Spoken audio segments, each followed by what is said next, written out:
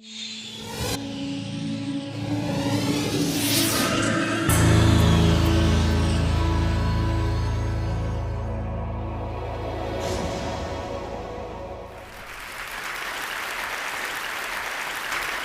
how many of you have ever gotten behind the wheel of a car when you really shouldn't have been driving? Maybe you're out on the road for a long day and you just wanted to get home. You were tired, but you felt you could drive a few more miles. Maybe you thought, I've had less to drink than everybody else. I should be the one to go home. Or maybe your mind was just entirely elsewhere. Does this sound familiar to you?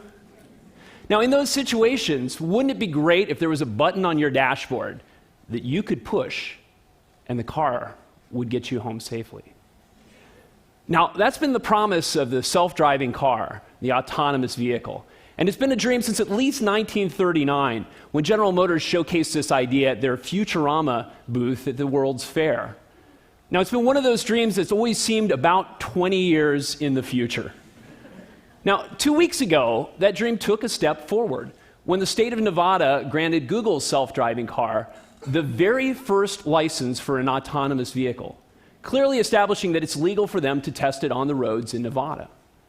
Now, California is considering similar legislation, and this would make sure that the autonomous car is not one of those things that has to stay in Vegas. Now, in my lab at Stanford, we've been working on autonomous cars too, but with a slightly different spin on things. You see, we've been developing robotic race cars that can actually push themselves to the very limits of physical performance. Now, why would we want to do such a thing? Well, there's two really good reasons for this. First, we believe that before people turn over control to an autonomous car, that autonomous car should be at least as good as the very best human drivers. Now, if you're like me and the other 70% of the population who know that we are above average drivers, you understand that's a very high bar. There's another reason as well. Just like race car drivers can use all of the friction between the tire and the road, all of the car's capabilities to go as fast as possible, we want to use all of those capabilities to avoid any accident we can. Now, you may push the car to the limits not because you're driving too fast, but because you've hit an icy patch of road. Conditions have changed. In those situations, we want a car that is capable enough to avoid any accident that can physically be avoided. I must confess there's kind of a third motivation as well. You see, I have a passion for racing. In the past, I've been a race car owner, a crew chief, and a driving coach, although maybe not at the level that you're currently expecting. One of the things that we've developed in the lab, we've developed several vehicles, is what we believe is the world's first autonomously drifting car. It's another one of those categories where maybe there's not a lot of competition. But this is P1. It's an entirely student-built electric vehicle, which through using its rear-wheel drive and front-wheel steer-by-wire, can drift around corners. It can get sideways like a rally car driver, always able to take the tightest curve, even on slippery, unchanging surfaces, never spinning out. We've also worked with Volkswagen and Oracle on Shelley, an autonomous race car that has raced at 150 miles an hour through the Bonneville Salt Flats, gone around Thunder Hill Raceway Park in the sun, the wind, and the rain, and navigated the 153 turns and 12.4 miles of the Pikes Peak hill climb route in Colorado with nobody at the wheel.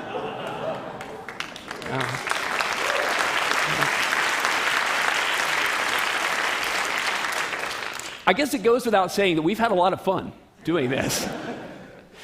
But in fact, there's something else that we've developed in the process of developing these autonomous cars. We have developed a tremendous appreciation for the capabilities of human race car drivers. As we've looked at the question of how well do these cars perform, we wanted to compare them to our human counterparts. And we discovered their human counterparts are amazing. Now, we can take a map of a racetrack, we can take a mathematical model of a car, and with some iteration, we can actually find the fastest way around that track. We line that up with data that we record from a professional driver, and the resemblance is absolutely remarkable. Yes, there are subtle differences here, but the human race car driver is able to go out and drive an amazingly fast line without the benefit of an algorithm that compares the trade-off between going as fast as possible in this corner and shaving a little bit of time off of the straight over here. Not only that, they're able to do it lap after lap after lap. They're able to go out and consistently do this, pushing the car to the limits every single time. It's extraordinary to watch. You put them in a new car, and after a few laps, they've found the fastest line in that car, and they're off to the races. It really makes you think, we'd love to know what's going on inside their brain. So as researchers, that's what we decided to find out. We decided to instrument not only the car, but also the race car driver, to try to get a glimpse into what was going on in their head as they were doing this. Now, this is Dr. Alina Harbut applying electrodes to the head of John Morton. John Morton is a former Can-Am and IMSA driver who's also a class champion at Le Mans. Fantastic driver, and very willing to put up with graduate students and this sort of research. She's putting electrodes on his head so that we can monitor the electrical activity in John's brain as he races around the track. Now, clearly, we're not going to put a couple of electrodes on his head and understand exactly what all of his thoughts are on the track. However, neuroscientists have identified certain patterns that let us tease out some very important aspects of this. For instance, the resting brain tends to generate a lot of alpha waves. In contrast, theta waves are associated with a lot of cognitive activity, like visual processing, things where the driver is thinking quite a bit. Now, we can measure this, and we can look at the relative power between the theta waves and the alpha waves. This gives us a measure of mental workload, how much the driver is actually challenged cognitively at any point along the track. Now, we wanted to see if we could actually record this on the track, so we headed down south to Laguna Seca. Laguna Seca is a legendary raceway about halfway between Salinas and Monterey. It has a curve there called the corkscrew. Now, the corkscrew is a chicane followed by a quick right-handed turn as the road drops 3 stories. Now, the strategy for driving this, as explained to me, was you aim for the bush in the distance, and as the road falls away, you realize it was actually the top of a tree. All right, so thanks to the REVS program at Stanford, we were able to take John there and put him behind the wheel of a 1960 Porsche Abarth Carrera. Life is way too short for boring cars. So here you see John on the track. He's going up the hill. Oh, somebody like that. And you can see actually his mental workload measuring here in the red bar. You can see his actions as he approaches. Now watch, he has to downshift, and then he has to turn left, look for the tree, and down. Not surprisingly, you can see this is a pretty challenging task. You can see his mental workload spike as he goes through this, as you would expect with something that requires this level of complexity. But what's really interesting is to look at areas of the track where his mental workload doesn't increase. I'm going to take you around now to the other side of the track, turn 3, and John's going to go into that corner and the rear end of the car is going to begin to slide out. He's going to have to correct for that with steering. So watch as John does this here. Watch the mental workload and watch the steering. The car begins to slide out, dramatic maneuver to correct it, and no change whatsoever in the mental workload. Not a challenging task. In fact, entirely reflexive. Now, our data processing on this is still preliminary, but it really seems that these phenomenal feats that the race car drivers are performing are instinctive. They are things that they have simply learned to do. It requires very little mental workload for them to perform these amazing feats.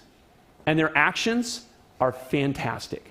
This is exactly what you want to do on the steering wheel to catch the car in this situation. Now, this has given us tremendous insight and inspiration for our own autonomous vehicles. We've started to ask the question, can we make them a little less algorithmic and a little more intuitive? Can we take this reflexive action that we see from the very best race car drivers, introduce it to our cars, and maybe even into a system that could get on your car in the future? That would take us a long step along the road to autonomous vehicles that drive as well as the best humans. But it's made us think a little bit more deeply as well.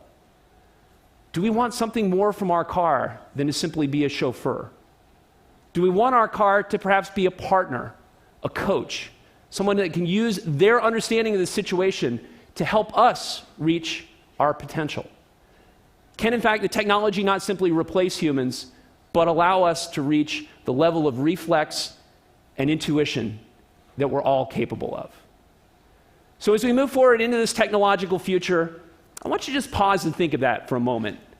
What is the ideal balance of human and machine? And as we think about that, let's take inspiration from the absolutely amazing capabilities of the human body and the human mind. Thank you.